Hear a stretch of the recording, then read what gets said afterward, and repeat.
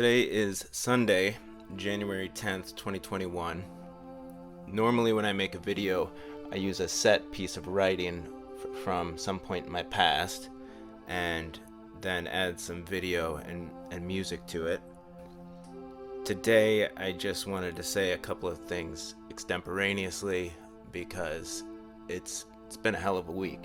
It's been a hell of a year or two, but some people stormed the United States Capitol last week, and we all watched it happen live on the internet in a way that never would have been possible in a previous era. We're all glued to our screens now, trying to figure out what this means about our life, what this means for our society.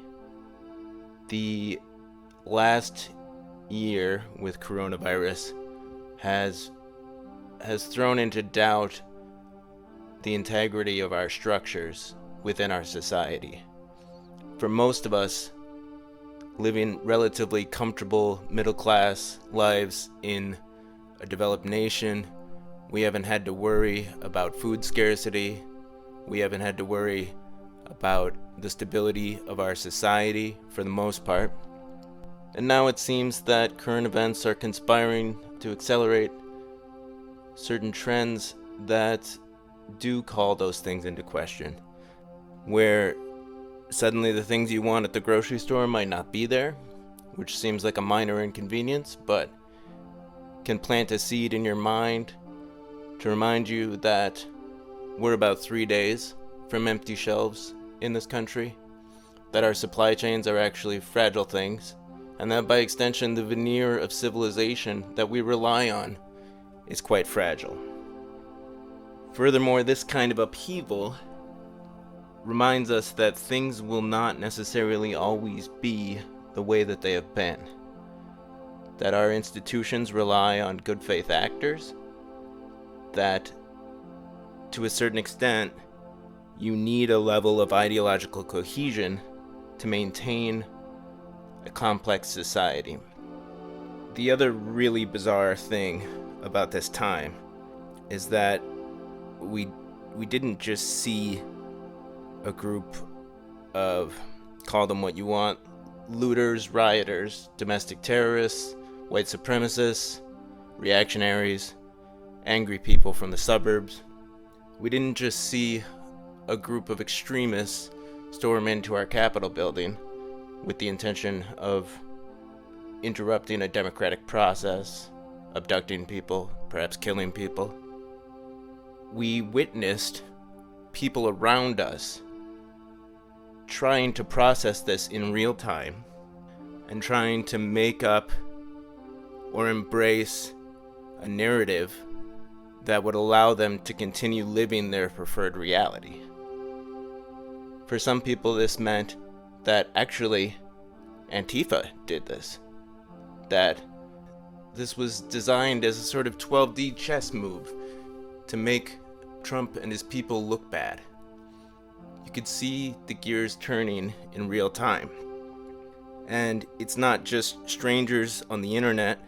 We live in a time where our very identities have come to be synonymous with our political beliefs. So people cling to their tribal affiliations the same way they would to their names, to the aspects of their personality that make them an individual. And they're loath to give those up, which means that you might be debating the merits of a coup not with some stranger on the internet, but with your uncle, or your cousin, or people you love, coworkers, people who seem to be positing that perhaps the process of democracy as we've known it is no longer sufficient, people who seem to be positing that perhaps a civil war is imminent,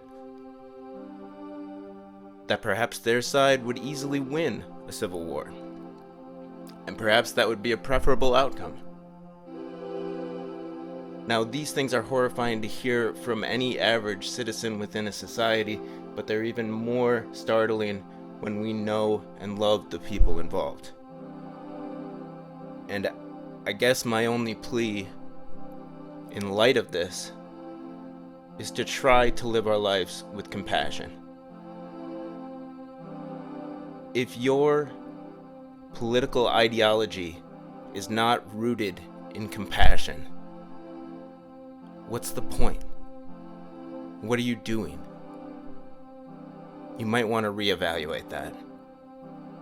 If your spiritual practice is not rooted in compassion, in trying to reduce suffering in this world, in trying to reduce the suffering of yourself and others, and spread love and joy, what's the point?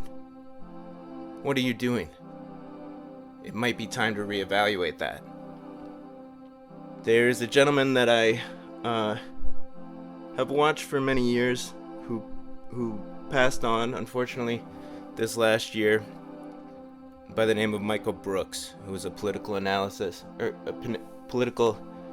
analyst and a pundit, I guess, as well as a sort of philosopher. And he had a quotation that I'm quite fond of. Be ruthless with systems, be kind with people. That's all that we can do. Try to do our best to spread kindness to the people around us, and remember that societies are built of small communities. And if we want this one to work, we should start working on the communities around us. Now, here's a little jokey video.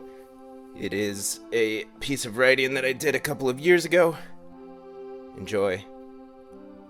And good luck to all of us. We're not the first millennials, you know. We're just the most recent. And let me tell you, millennial generations have always been troublemakers and upstarts, killing off industries, breaking beloved cultural institutions. Take the punks from AD 1000, for example. The Byzantine Empire was good enough for their grandparents, but these entitled, self-important millennials decided they wanted the Holy Roman Empire to be the most powerful state in continental Europe. Can you imagine? And this whiny snowflake, Leif Erikson, decided Europe itself wasn't even good enough. He sailed to freaking Newfoundland. Millennials. And don't even get me started about first century millennials. Jesus said if you're wealthy, you should give away all your earthly possessions to help the poor. Socialist cuck. Look, I don't need political advice from your pop stars, okay, Jesus? Just stick to what you're good at. Magic tricks, and I'm assuming singing folk songs. I guess what I'm saying is there is clearly something wrong with people born after the turn of each millennium. I didn't trust Emperor Trajan, I didn't trust Constantine IX, and I definitely don't trust you.